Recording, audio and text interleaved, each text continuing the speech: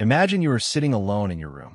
The world is quiet, yet inside you, there is noise, thoughts racing, regrets whispering, worries pressing on your chest. You look fine on the outside, but deep down, something feels broken. You wonder, why do I feel so heavy, even when nothing is wrong? You go through your day, doing everything you're supposed to do, working, taking care of your family, helping others. But at night, when you're finally alone, there's a silence that's not peaceful. It's empty. And you think, is this all there is? Why does healing feel so far away? Why do we wait for someone else to come and fix us? What if no one comes? What if healing was never outside, but always within? Think of a cup filled with dirty water. You don't need to throw the cup away. You just need to start pouring in clean water, slowly, drop by drop. Over time, the dirt clears. You don't need a new life to heal. You just need to learn how to begin again where you are. Welcome to Wisdom Woven. This channel is created with deep thought and care, especially for people like you who are seeking peace, clarity, and real healing. There's so many views on this channel, but only 0.2% subscribe. So please, like this video if it speaks to you, share it with someone who needs it, and comment your thoughts below. Your support helps this space grow. And most importantly, don't forget to subscribe. It means more than you know. Now let's begin. Buddhism teaches us that healing starts the moment we stop running. It's not about escaping pain, but understanding it. The Buddha did not promise an easy life, but he gave us a way to live peacefully, even in chaos. He taught that all suffering has a cause, and every cause has an end. This is where healing begins, not with someone fixing us, but with us learning to see clearly. When we realize that we are not our thoughts, not our past, not even our pain, something begins to shift. We begin to breathe deeper. We begin to feel lighter. Healing doesn't come from loud advice or busy routines. It often comes in silence, in awareness, in patience. The journey won't be perfect, but will be real. And through the lens of Buddhism, you'll begin to understand how to sit with yourself, not in loneliness, but in peace. Healing is not a destination. It is a daily choice. Are you ready to take the first step? Understanding suffering, the silent roots of emotional pain. We all know what it feels like to suffer. Sometimes it feels like life is just too much, like you're carrying a weight you can't put down, no matter how hard you try. Perhaps it's a memory that keeps coming back, or a feeling of emptiness that you can't quite explain. Sometimes suffering is obvious. The death of a loved one, the end of a relationship, a job lost, a dream shattered. Other times, suffering is more silent. It lingers in the background, always there, but harder to pinpoint. It's the quiet discomfort, the subtle sadness, the feeling of being lost even when the world around you seems fine. But what if I told you that suffering, while painful, is not something to fear or avoid? In fact, it's something we can learn from. In Buddhism, suffering is seen as a natural part of life. The Buddha did not teach that life should be free from pain, but rather that understanding and accepting the nature of suffering can lead us to liberation. Suffering, at its root, comes from our attachments. We attach to people, to things, to outcomes, to ideas. We believe that if we hold on tightly enough, we can control the outcome, keep the good, and avoid the bad. But life doesn't work that way. Change is inevitable, and with change comes loss. We can't hold on to the people we love forever. We can't keep every moment of joy, and we can't control the course of our lives. But when we attach ourselves too tightly to these things, the fear of losing them can cause us even more pain. Imagine for a moment that you're holding a glass of water. The water is beautiful, clear, refreshing. But what happens when you grip the glass too tightly? The pressure of your hand causes the glass to crack. The same happens when we hold on too tightly to people, to situations, to expectations. The fear of losing them, or the need to control them, causes us more harm than good. When we understand that everything is impermanent, we can learn to hold things lightly, without fear of loss. But it's not just our attachments to things that cause suffering. It's also our attachment to our own identities. We identify ourselves with the roles we play: mother, father, employee, friend. We believe that these roles define us, and when they change or disappear, we feel like we've lost ourselves. But who are we really? We're not the labels we wear or the roles we play. We are the awareness behind those roles, the quiet, constant observer within us. When we cling to these labels, we forget who we truly are. We believe that our worth is tied to what we do or how others see us, and when those things change, we feel unworthy. But in truth, our worth is not dependent on external circumstances. It's inherent in our being. Another root of suffering is our tendency to resist what is. We spend so much energy wishing things were different. We resist our emotions, our experiences, our reality. We want things to be better, to be different, and when they're not, we become frustrated, angry, or sad. But what happens when we stop resisting? When we allow things to be as they are, without judgment, we begin to see that life, in its raw and messy form, is actually beautiful. Every moment, even the painful ones, has something to teach us.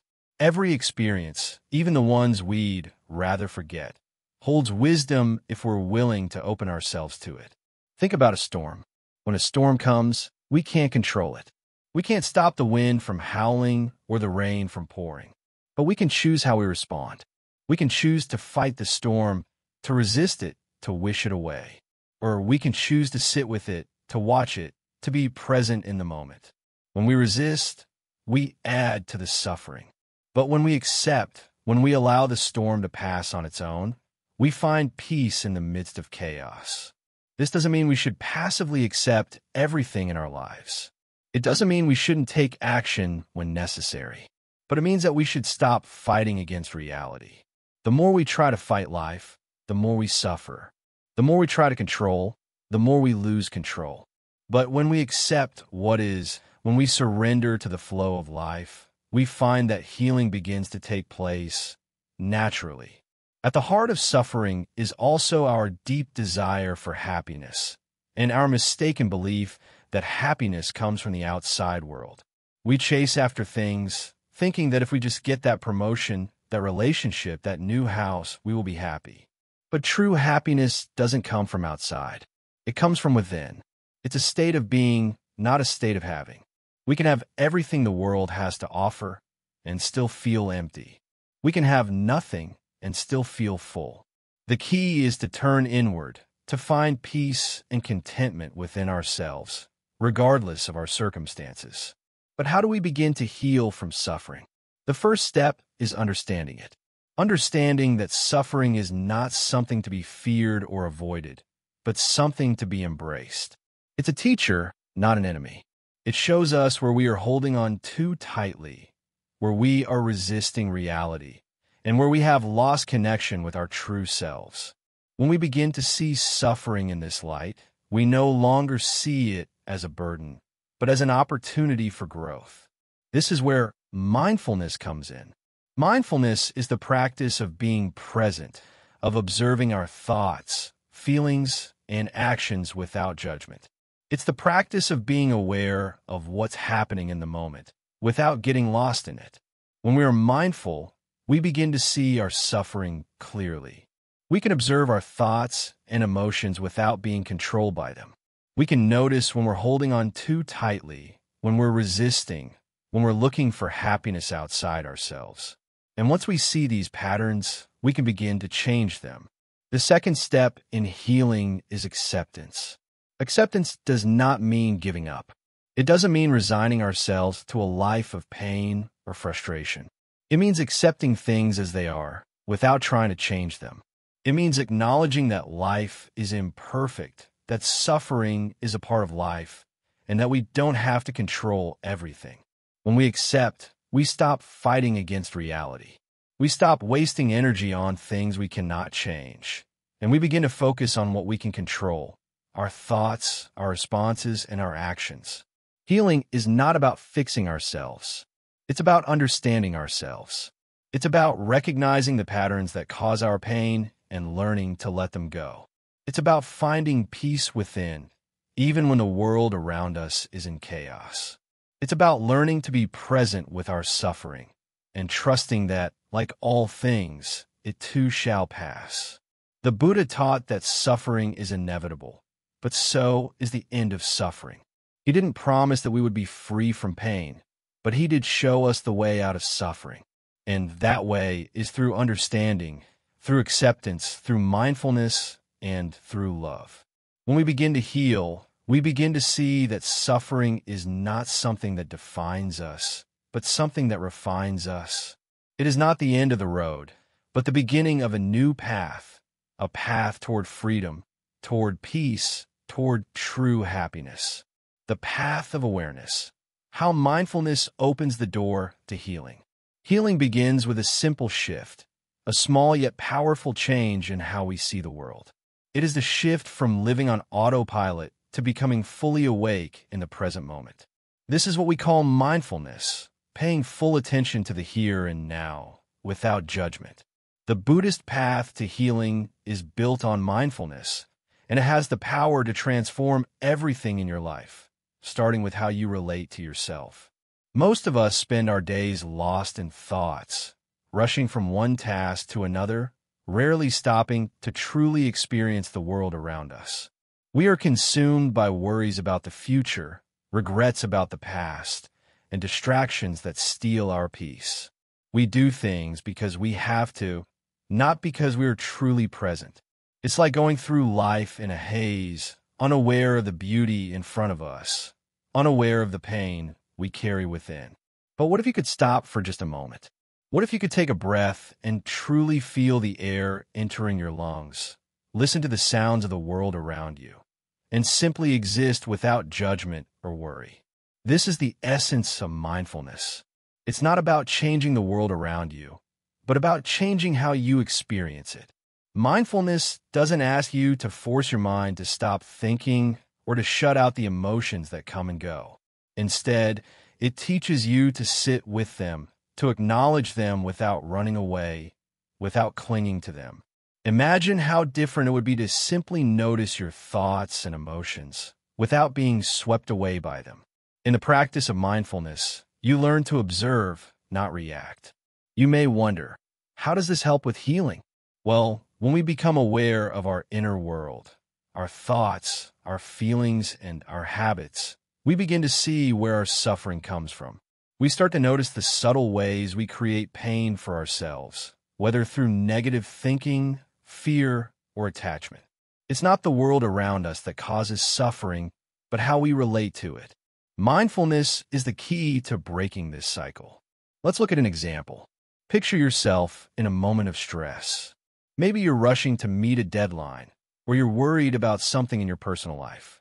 Your heart is racing, your mind is spinning with thoughts, and your body feels tight. Most of the time, we would try to push through these feelings, ignoring them or hoping they'll go away on their own. But mindfulness invites you to pause. Take a deep breath. Acknowledge that you are feeling stressed, without judgment. Simply notice how your body feels in that moment. Feel the tightness in your chest. Observe the thoughts that are racing through your mind. By doing this, you create space between you and your stress. Instead of being overwhelmed by it, you become the observer, not the participant. This act of observing creates a shift. When you are aware of your stress, you can choose how to respond. Instead of reacting with anxiety or frustration, you can respond with compassion and patience. You might take a few more deep breaths, let the tension go, or simply choose to slow down. This is healing. It's not about fixing everything all at once. It's about learning to relate to your thoughts and feelings in a way that brings peace, not more suffering. Mindfulness is a practice. It doesn't happen overnight, and it doesn't require perfection. Every time you bring your attention back to the present moment, you are healing.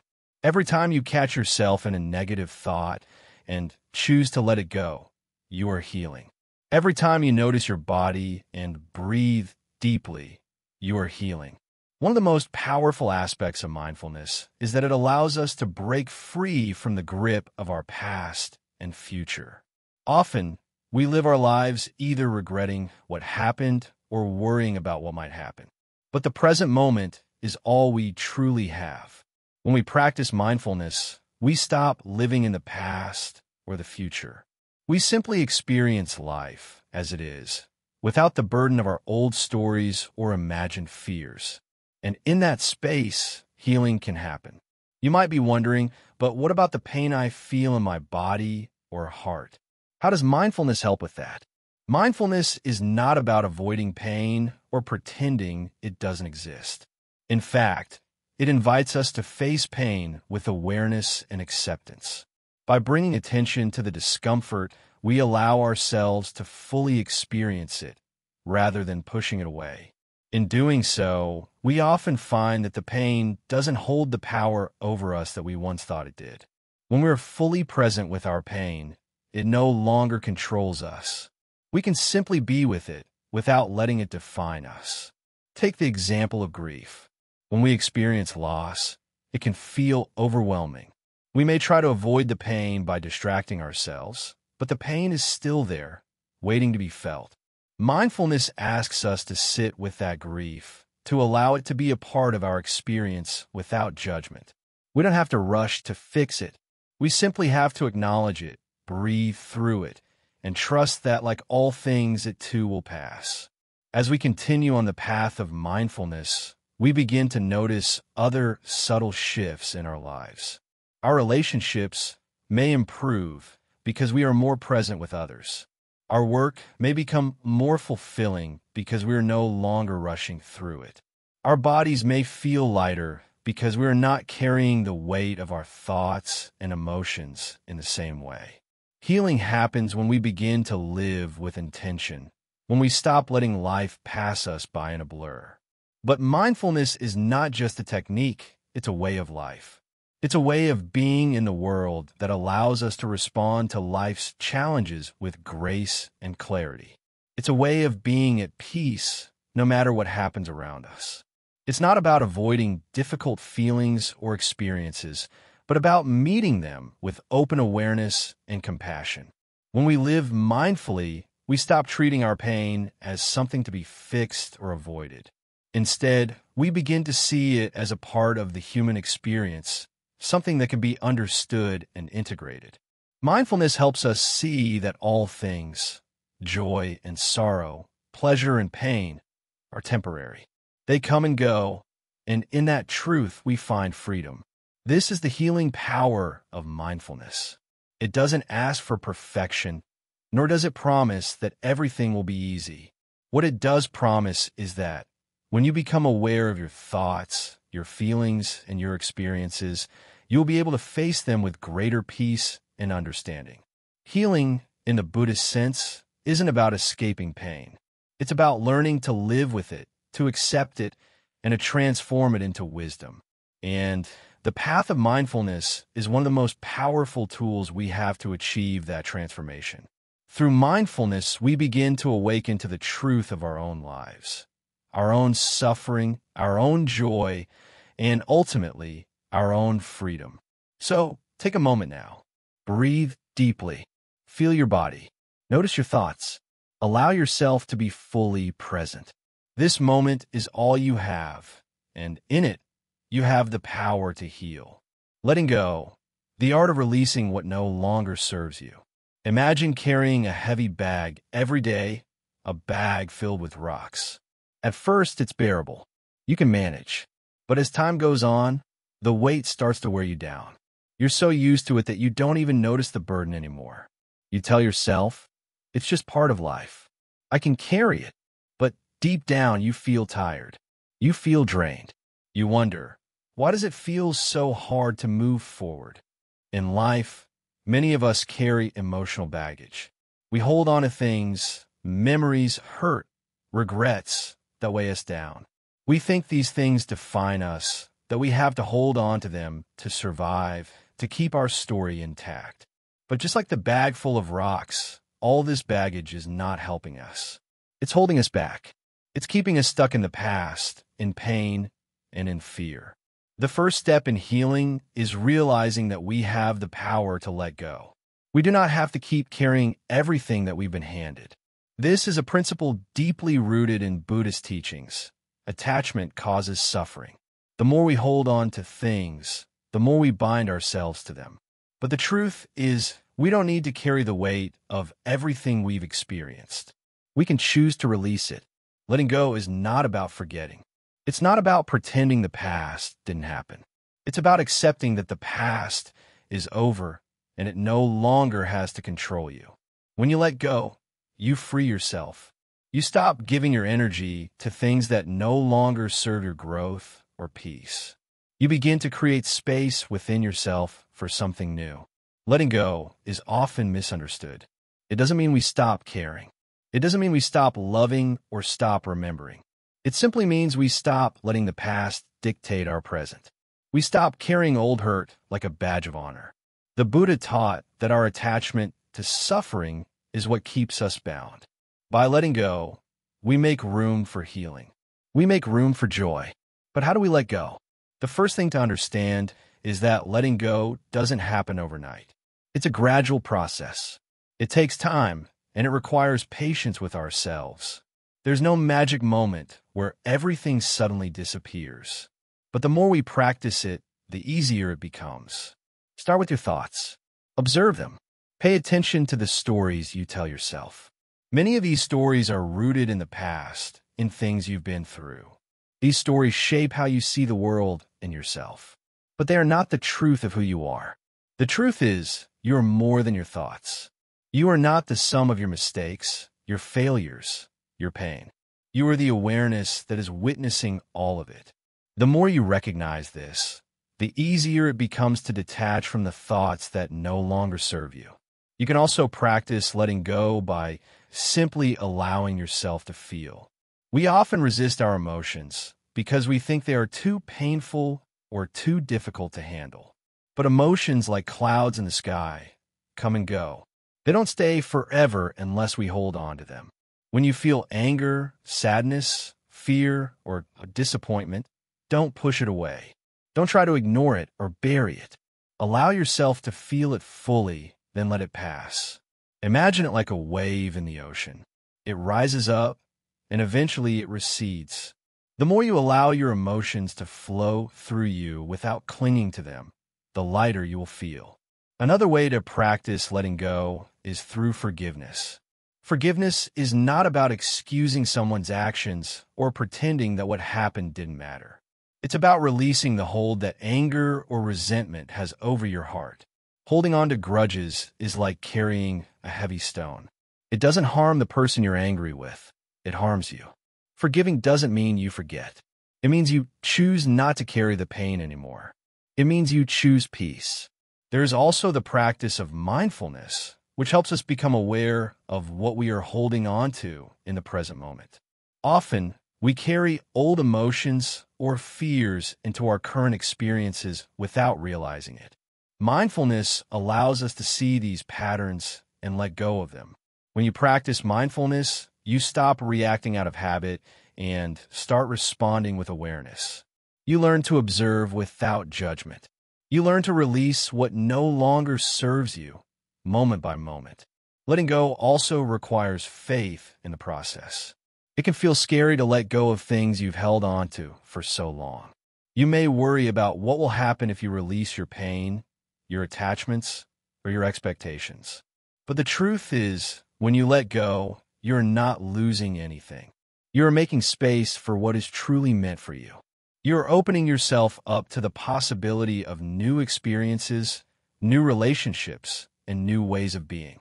It's important to remember that letting go is a practice, not a one-time event. You will have moments when you feel like you've let go, and then something will come up that triggers you again. This is normal. The key is to be gentle with yourself and to keep practicing. Every time you release something, no matter how small, you are creating more space for healing. In Buddhism, there's a concept called non-attachment.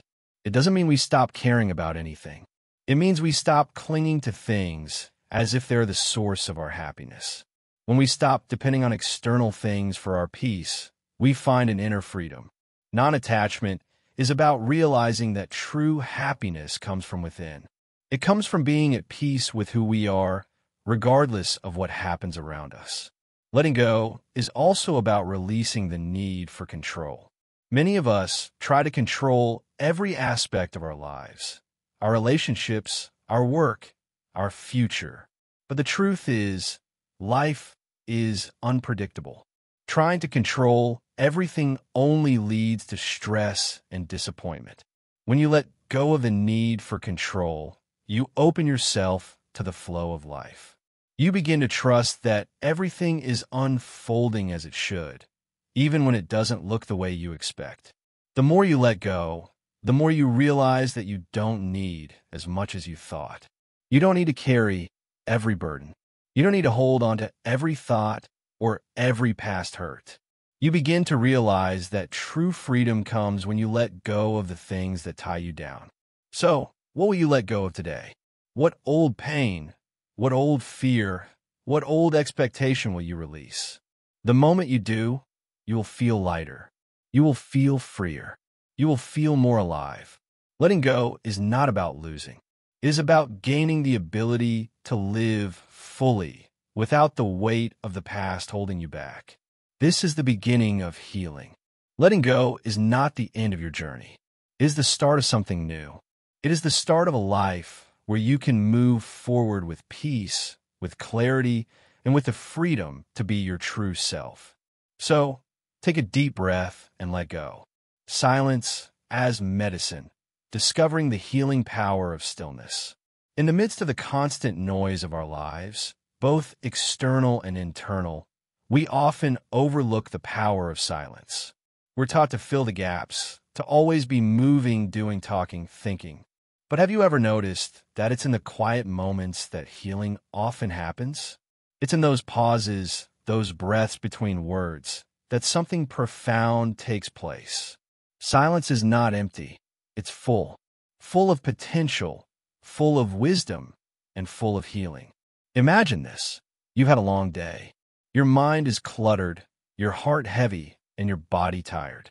You've tried to find peace in 1,000 distractions, TV, the internet, a good book, or even a chat with a friend, but none of it seems to help.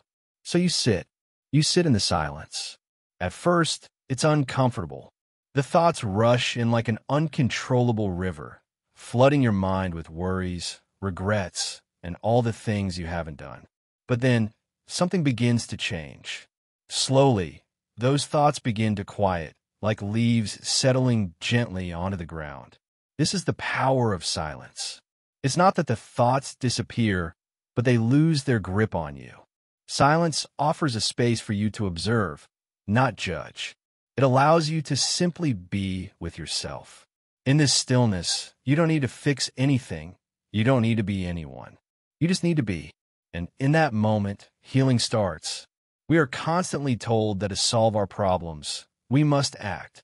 Do something, say something, change something. But sometimes, the most powerful thing you can do is to stop. To stop running, stop fixing, stop thinking, and just sit. Buddhism teaches that the mind is like a wild horse. It needs to be tamed, not through force, but through gentle attention. Silence is the arena in which this taming happens. It is in silence that you find the space to simply notice. Notice your thoughts without becoming them. Notice your feelings without drowning in them. Notice your breath, your heartbeat, your body, and the present moment without needing to change it. We live in a world that thrives on noise. Noise in the media, noise in conversations, noise in our own heads. But true peace doesn't come from being busy or distracted. It comes from creating a space of stillness within. Buddhist meditation practices, such as sitting in silence, allow us to cultivate this inner stillness.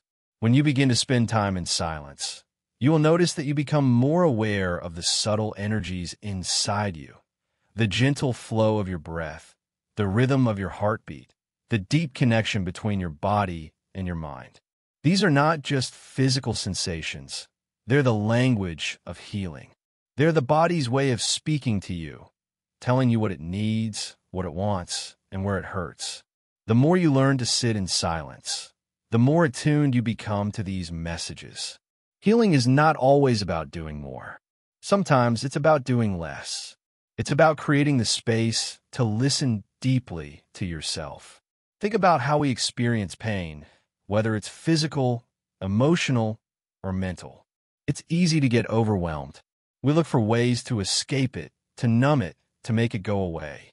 But in silence, we face our pain without judgment. We feel it fully, but we don't let it define us. We allow it to be there without letting it control us. This is one of the greatest teachings of Buddhism, the idea that suffering is a part of life, but it doesn't have to overwhelm us. When we are quiet, when we are still, we give ourselves the chance to sit with our pain and understand it. In this way, silence becomes not a place of escape, but a place of deep transformation.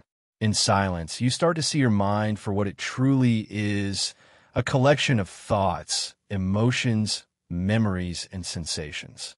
But none of these things define who you are. You are the awareness behind them. The more you sit in silence, the more you realize that you're not your thoughts, you're not your pain, you're not your past. You are the space in which all of these things arise and dissolve. You are the observer. This realization is liberating. It's as if the weight of the world is lifted off your shoulders because you no longer feel that you have to be everything, do everything, fix everything. Buddhism teaches that everything is impermanent. Your thoughts, your feelings, your struggles, they all come and go. When you sit in silence, you give yourself the opportunity to experience this truth. You see that nothing lasts forever, not even the painful moments. And in this recognition, healing begins. It's not about making the pain go away. It's about understanding that it, too, will pass. But silence isn't just about sitting still. It's about how you approach the world outside of yourself as well. In a noisy, fast-paced world, silence teaches us how to move through life with greater awareness, kindness, and presence. When you learn to listen deeply in silence, you begin to listen more attentively to the world around you. You begin to hear the voices of others, the sounds of nature, the rhythm of your environment in a way that you couldn't before. You become more connected to everything. And in this connection, healing happens. Healing is not a quick fix. It's a slow and steady process. It's a journey that requires patience, kindness, and a willingness to sit with discomfort. Silence helps us learn this patience. It teaches us that we don't need to rush to the next thing, to the next distraction, to the next solution. We can simply be where we are, knowing that in time, healing will come. Silence helps us trust in a natural flow of life, in the natural rhythms of the body and mind. As you practice sitting in silence, you'll notice something beautiful beginning to happen. You'll start to feel more at home in yourself. You'll begin to trust that you don't need anyone else to complete you, to fix you, or to heal you. All the tools you need to heal are already within you. Silence helps you tap into that inner wisdom, that deep well of peace and understanding that resides within every one of us. You don't need to search for healing outside yourself. It's always been there, waiting for you to notice. Healing, like everything else in life, comes in cycles. There will be days when silence feels uncomfortable, when the thoughts in your mind are too loud. But with practice, it gets easier. The more you sit in silence, the more you'll find yourself able to carry that stillness with you into your daily life. You'll start to notice moments of peace amidst the chaos, moments where you can pause, breathe, and return to yourself. This is the true power of silence. It is not something you only experience in a quiet room or during a meditation session. It's something you carry with you always. In the end, silence is not just a tool for healing. It is a way of life. It teaches us to slow down, to pay attention, and to be present with ourselves and the world around us. It shows us that healing is not a destination, but a process, one that unfolds slowly, gently, and naturally. The more we make space for silence in our lives, the more we allow ourselves to heal. It's in the stillness that we find our true selves, and it's from this place of deep inner peace that we can begin to heal, not just ourselves, but the world around us as well. So, in the midst of your busy life, I invite you to take a moment. Find a quiet space, sit, and simply be. Don't worry about what you should be doing or what you need to fix. Just breathe. Let the silence wash over you. In that silence, you will find the healing you seek. Compassion for self, turning inward with gentle kindness. When you think of compassion, what comes to your mind? You might think of helping others, listening to a friend in pain, or being there for someone who needs you. But what if I told you that the most important form of compassion is not for others? It is for yourself. In the rush of life, we often forget one simple truth. If we do not care for ourselves, we cannot fully care for others. We spend so much time judging ourselves, criticizing our every mistake, and pushing ourselves harder to meet expectations. But how many times do you pause and say, I am enough just as I am? Buddhism teaches us that true compassion starts within. It is not something that can be earned or borrowed from others. It is something that is always there, waiting to be discovered within the depths of your own heart. The Buddha taught that we should show the same kindness to ourselves that we would show to a dear friend or loved one. Take a moment and think. If your friend came to you feeling broken, lost, or tired, what would you say? You wouldn't tell them to get over it or move on. No, you would listen. You would comfort them. You would remind them of their worth. But when was the last time you did that for yourself? We all have an inner critic that speaks louder than our inner friend. It whispers harsh words, tells us we're not good enough, and convinces us that we are failures. But what if we could challenge that voice? What if we could speak to ourselves with love and understanding instead of judgment? Compassion is not about excusing our mistakes or pretending we are perfect. It is about understanding that we are human, and we are allowed to fall, to stumble, to feel pain. Compassion is the recognition that these moments of suffering are part of being alive, and they do not make us less worthy of love. In fact, they're the very things that can teach us about our strength and resilience. When we practice self-compassion, we start to break the cycle of guilt and shame that holds us back. We stop punishing ourselves for things that were beyond our control. We stop believing that we must be perfect to be worthy of peace. And we stop waiting for others to love us before we can love ourselves. Think about it. When you're kind to yourself, you create space for healing. You allow yourself to be imperfect, and in doing so, you embrace your full humanity.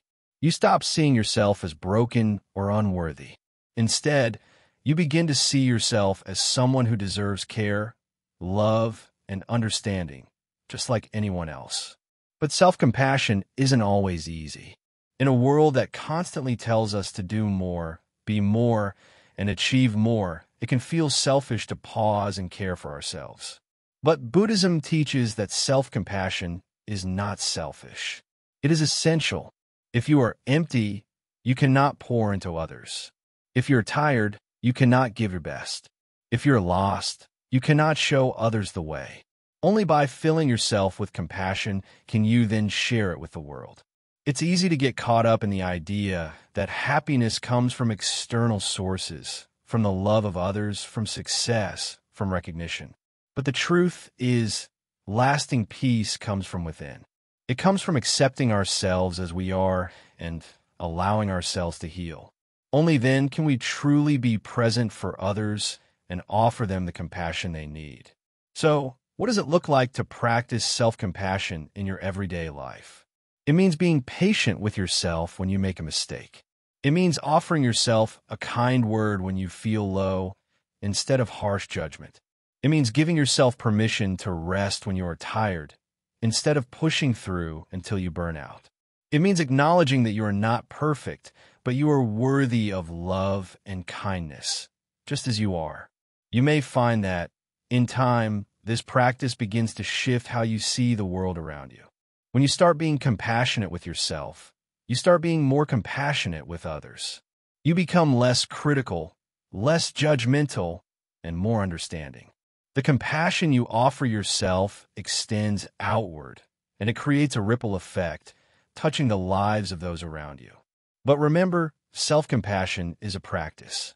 It is not something that happens overnight. It takes time, patience, and effort. There will be days when you forget to be kind to yourself, days when the inner critic is louder than your inner friend. That's okay. What matters is that you don't give up. You keep coming back to the practice day after day, gently turning inward with kindness and love. Imagine the impact it could have on your life if you could look in the mirror and say to yourself, "You are enough. You are worthy of love. You are deserving of peace." What would change? How would your life look if you allowed yourself to be free from the constant pressure of perfection? What would it feel like to embrace yourself, flaws and all, and trust that you are enough, just as you are? In the end, self-compassion is not just about feeling better in the moment. It is about healing your soul. It is about coming to terms with your pain, your struggles, and your imperfections, and accepting them as part of who you are.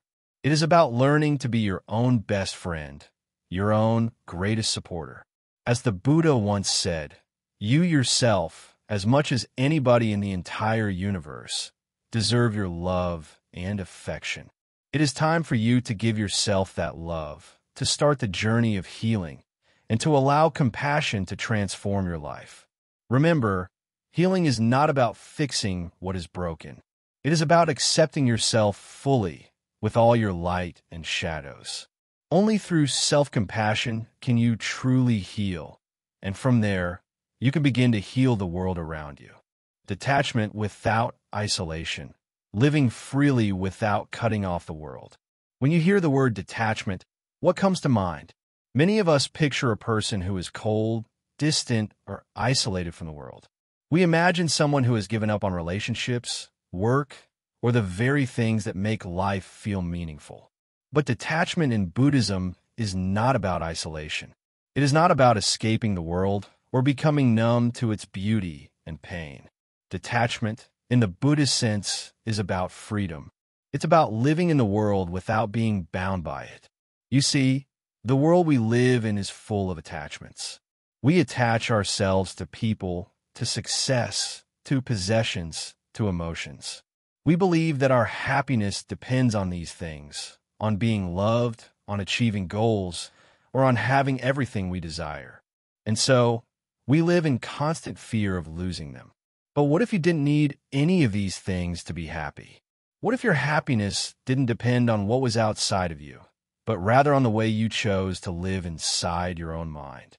Detachment is not about pushing people away or rejecting the world. It's about recognizing that everything in life is impermanent. The people you love, the things you own, even the emotions you feel, they will change, they will come and go. If we cling too tightly to these things, we set ourselves up for suffering. Because when they change or leave, we're left with pain and longing. But when we let go, we find peace.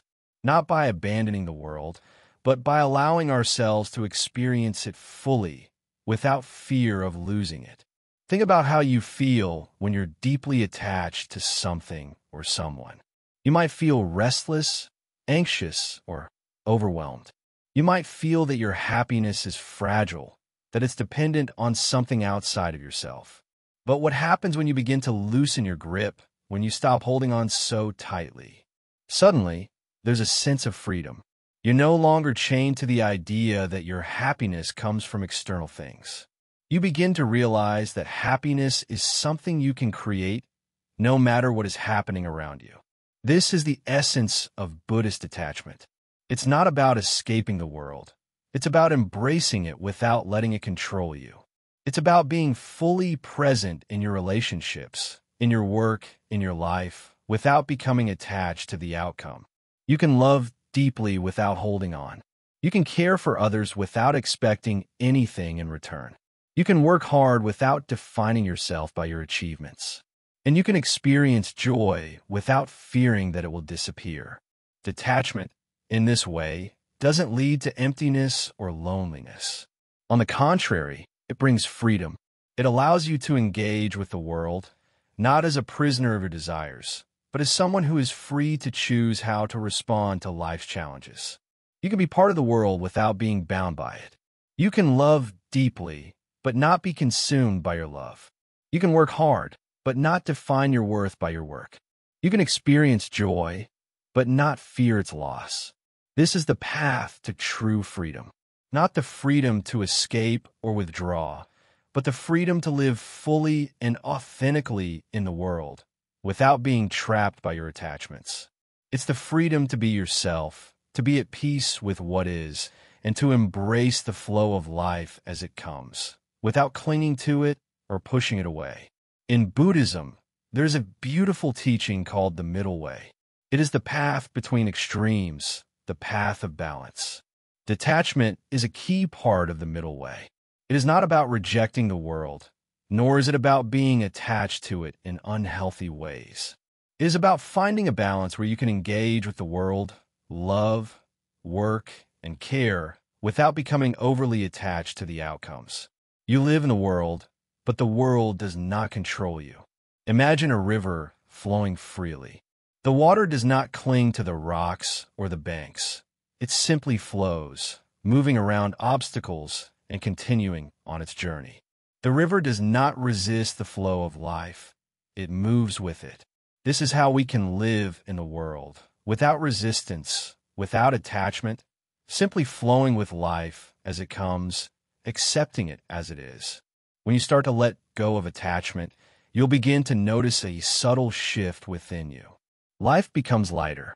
You no longer feel weighed down by the need to control every outcome. You begin to trust that everything is unfolding as it should, and that your role is not to control it, but to experience it fully. There is peace in knowing that you don't have to hold on to anything to be happy. You can simply be present in the moment with what is. At first, letting go might feel difficult. You might be afraid of losing people, losing things, or losing control. But with time, you will realize that what you thought you were losing was never truly yours to begin with. Everything in life is temporary. People come and go. Jobs change. Health fluctuates. But you, the one who experiences all of this, remain. And when you let go of attachment, you free yourself to experience life as it is, without the fear of losing it. Detachment doesn't mean becoming indifferent or cold. It means caring without clinging. It means loving without expectation. It means living without fear. You are still deeply connected to the world, but you no longer depend on it to define your happiness. You are free.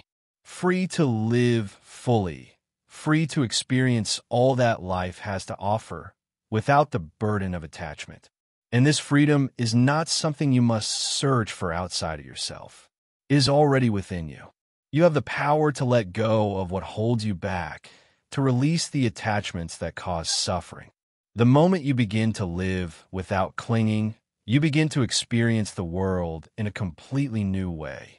You can enjoy the beauty of a sunset without needing it to last forever. You can love a friend without fearing that they might leave. You can work towards your goals without being defined by them. You can experience life fully without the weight of attachment. So, remember this. Detachment is not about leaving the world behind. It is about engaging with the world fully, but without becoming enslaved by it. It is about loving deeply, but not holding on tightly. It is about living freely, without fear, without attachment. And when you live this way, you'll find that you are not alone, but part of the great flow of life, moving with it, not against it. This is the path to true peace. This is the path of detachment without isolation. It is not about withdrawing from the world. It is about being in the world, but not being of it. It is about living in harmony with life, without the need to control it, without the need to hold on to it. And in this harmony, you will find your true freedom, dharma in daily life, applying timeless teachings to everyday struggles. When we think of Dharma, many of us imagine temples, monks, and ancient scriptures, something far away from our everyday life. We might think that to follow the Dharma, we must leave everything behind, step into a cave, and meditate for hours. But the truth is, the Dharma isn't something distant. It's something right here, right now, in everything you do, in every moment you live. The Buddha's teachings were not just meant for monasteries or for the quiet of a mountain. They were meant for everyday people, like you and me, living in a world full of noise, stress, and distractions. The real challenge of the Dharma isn't about escaping the world, but about living fully in it, with mindfulness, with kindness, and with awareness. We are all living through our own struggles, our own difficulties, and at times, it feels like the weight of the world is too much to bear. But the Buddha taught that suffering is a part of life, not something to be avoided, but something to be understood. The suffering we experience is not some punishment. It's a teacher. And in understanding the nature of suffering, we find the path to healing.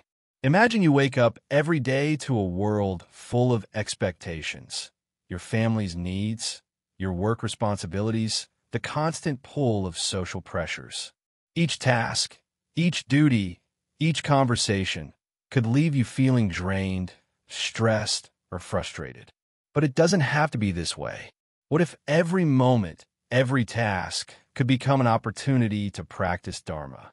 Let's take something simple like washing dishes.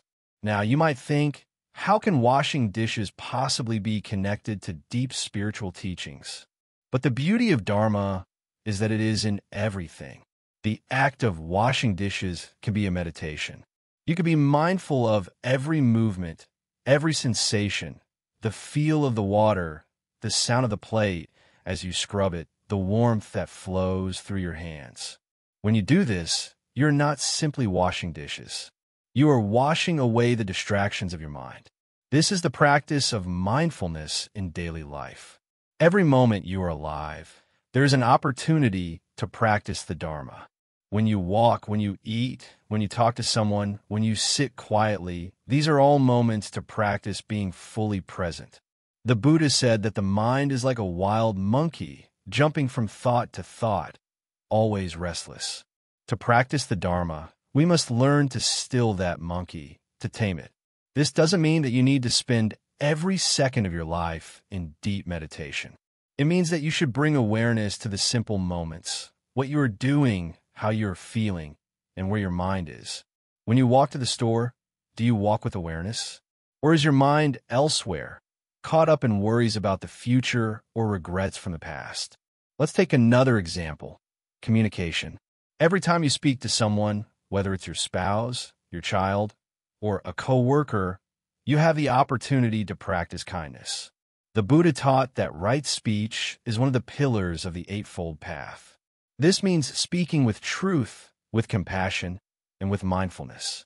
How often do we speak without thinking? How often do our words cause harm without us even realizing it? But when we speak mindfully, when we choose our words carefully, when we speak with the intention of helping rather than hurting, we are applying Dharma in our lives. The same goes for our actions. Every action can be an act of Dharma. When we act out of love, when we act with patience, when we act with respect, we are following the Buddha's teachings. It's not about grand gestures or huge sacrifices. It's about the small, everyday acts of kindness that we do without thinking. When you hold the door for someone, when you offer a smile to a stranger, when you help someone in need, these are all expressions of the Dharma in action. But there's also the struggle. Life isn't always easy. There are days when the weight of responsibility feels unbearable. There are moments when anger, frustration, or sadness seem to take over. In these moments, it's important to remember that the Buddha didn't promise us a life free from difficulty. What he promised was a way to respond to that difficulty. The Dharma teaches us that we can't control everything that happens to us, but we can control how we react. We can choose to respond with patience, with understanding, and with compassion. Think about the last time you felt angry. Did you let that anger control you? Or did you take a moment to breathe, to reflect, and to let the anger pass? The Buddha taught that anger is like a hot coal. If you hold it in your hand, it will burn you. But if you let it go, it can't hurt you. Anger is a natural emotion, but it doesn't have to control us. Through mindfulness, we can learn to observe our emotions without getting swept away by them. This is how the Dharma becomes practical. It's not about escaping life's challenges. It's about learning to live with them. It's about seeing life as it truly is, full of joy, full of pain, full of beauty, full of struggle, and accepting it without resistance. The Dharma teaches us to meet each moment with an open heart, without judgment, without attachment. When we do this, we begin to find peace in the most unexpected places. But to truly live the Dharma in daily life, we must also learn to let go. The Buddha taught that attachment is the root of suffering. We become attached to people, to things, to outcomes. We hold on tightly to the way we think things should be. And when they don't go according to plan, we suffer. But the more we let go of our attachments, the more freedom we find. This doesn't mean we stop caring or loving. It means we learn to love without clinging, to care without expectations, to live without the need for control. When you let go of attachment, you begin to see life as a flow rather than a series of obstacles to overcome. You begin to realize that everything is temporary. The joy, the pain, the success, the failure, they all come and go. And in that understanding, there is peace. You're no longer fighting against life, but moving with it. The Dharma isn't just something you learn from books or teachings. It's something you experience. It's something you apply in every part of your life. When you take the teachings of the Buddha and apply them to your daily struggles, you begin to see the world differently. You begin to see that every moment is an opportunity to practice, to grow, and to heal. You realize that you are never alone in your struggle, because every step you take on the path of Dharma brings you closer to your true self. And the best part? It's not about being perfect. It's about being present. It's about showing up each day with the intention to live with awareness, to live with kindness, and to live with love. This is the real magic of the Dharma in daily life. It's not about escaping the world. It's about learning to live in it with peace, with purpose, and with compassion. And through this practice, you will find that the greatest healer is already within you. Transforming pain into wisdom, lessons from Buddhist philosophy. When we feel pain, our first instinct is often to avoid it, hide from it, or push it away. We wish for relief, for things to go back to how they were before the hurt. But here's a simple truth. Pain is not the enemy. It's a teacher. It's a messenger, a signal that something within us needs attention, needs healing. And just as we would listen carefully to a teacher, we must learn to listen to pain. In Buddhism, we learn that suffering is part of life, not something to be feared or avoided. The Buddha himself experienced deep suffering, the loss of loved ones, physical pain, and the struggles of life.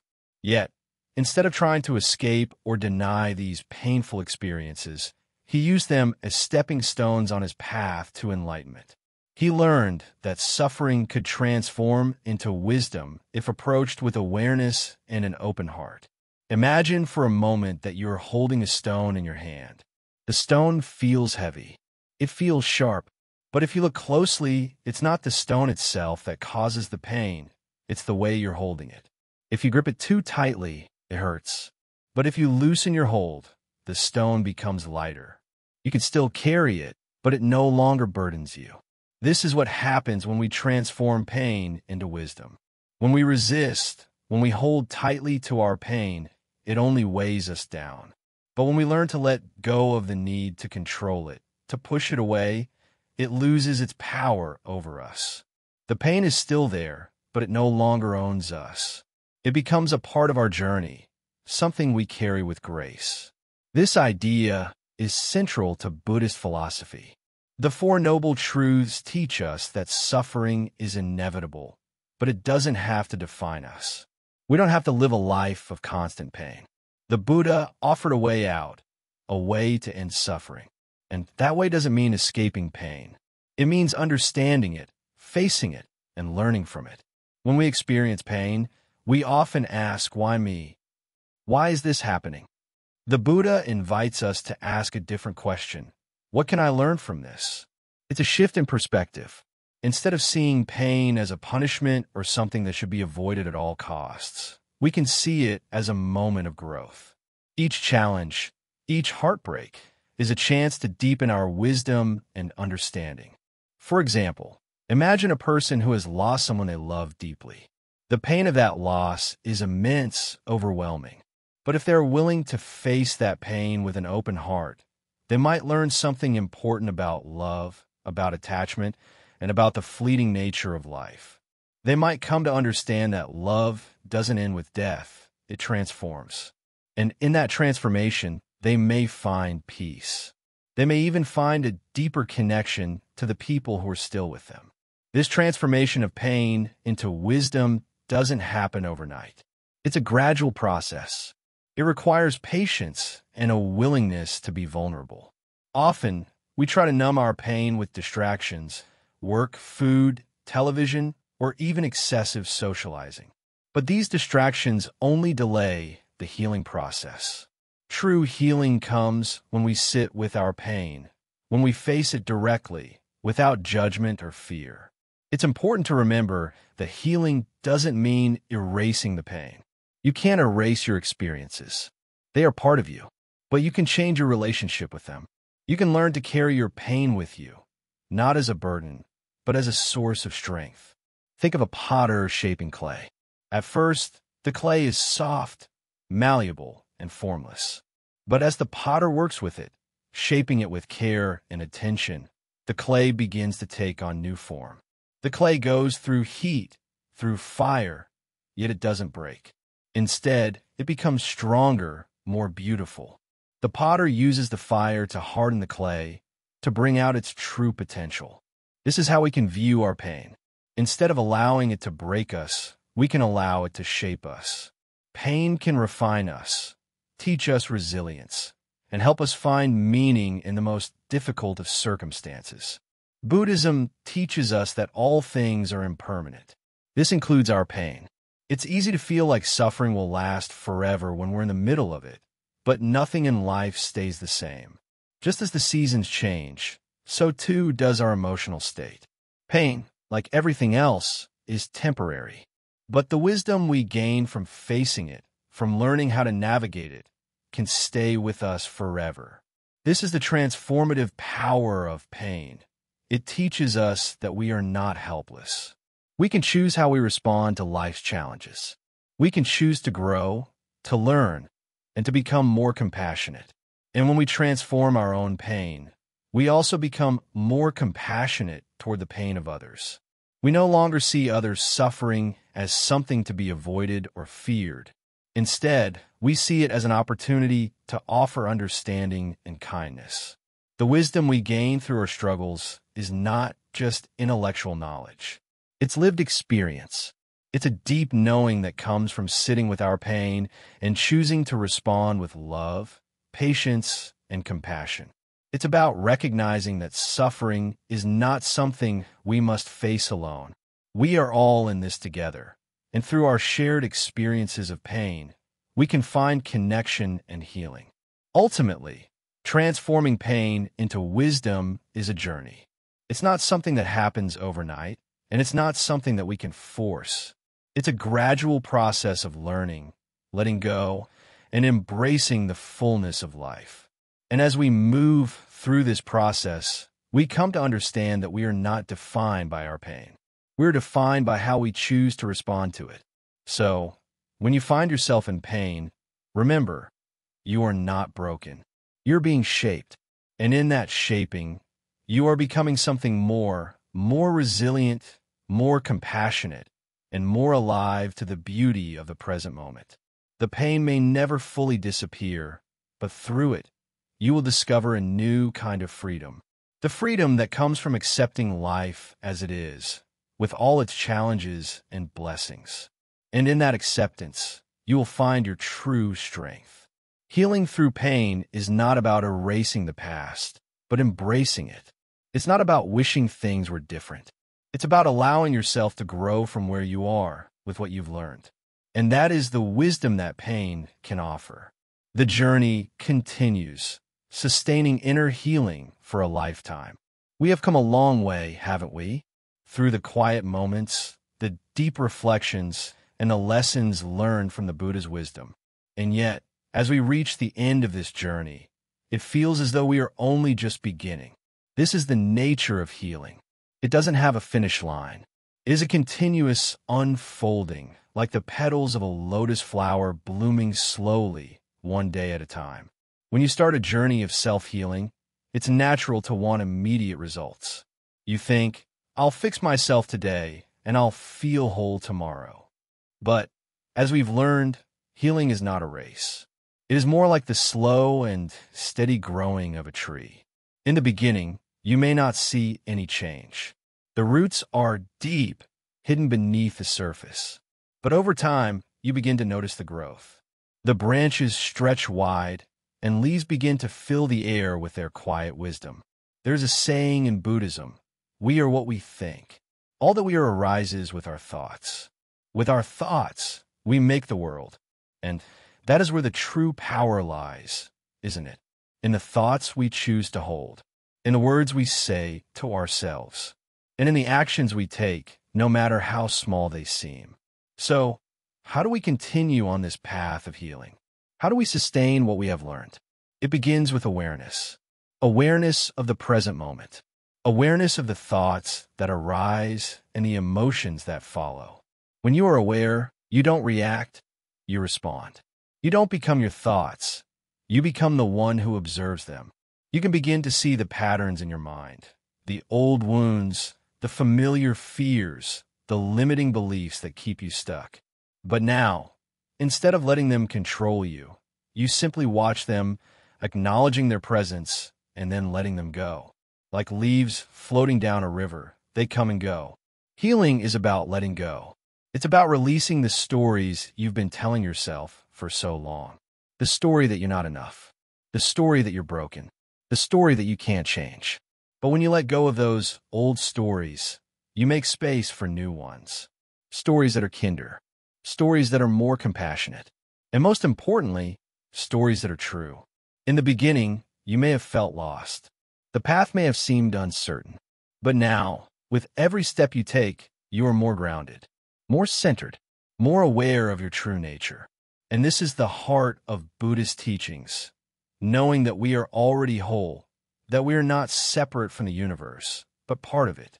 That within us lies the power to heal, to transform, and to live in peace. One of the most important lessons I've learned as a Zen master is that healing is not just for us, it's for everyone. When we heal ourselves, we heal the world around us.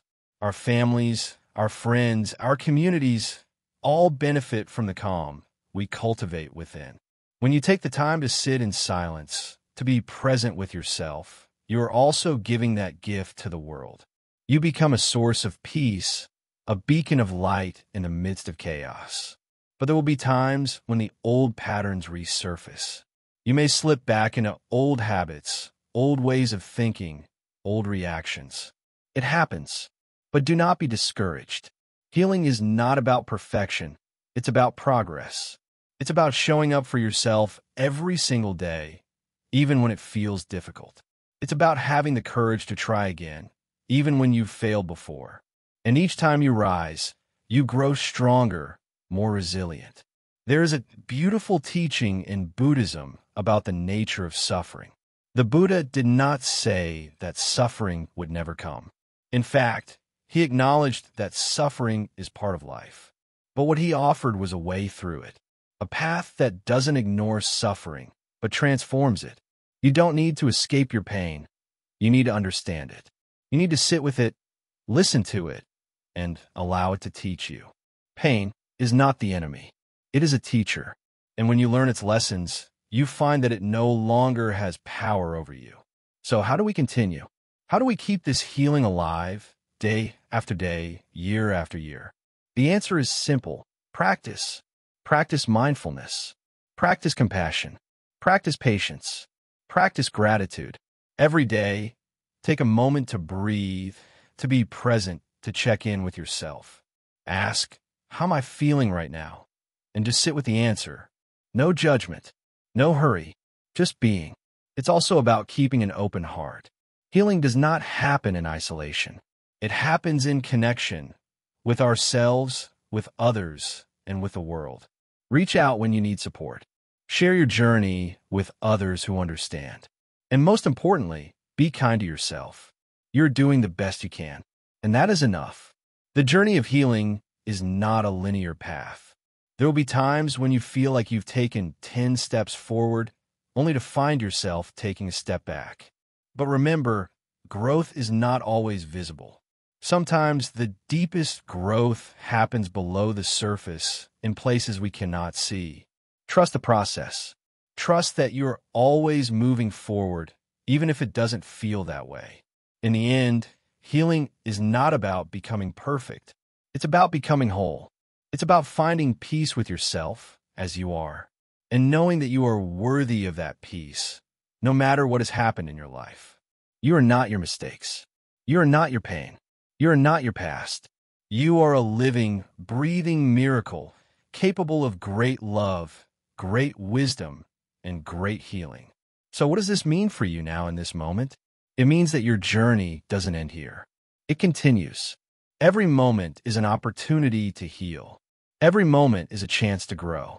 Every breath you take is an invitation to begin again. And each day you walk this path, you become more aligned with your true self. As you continue this journey of healing, remember to be patient with yourself. There will be moments of joy and moments of struggle. But through it all, remember that you are not alone. The teachings of the Buddha are here, guiding you, supporting you every step of the way. Thank you for walking this path with me. May you find peace within, may you find joy in each moment, and may you continue to heal over and over again for the rest of your life.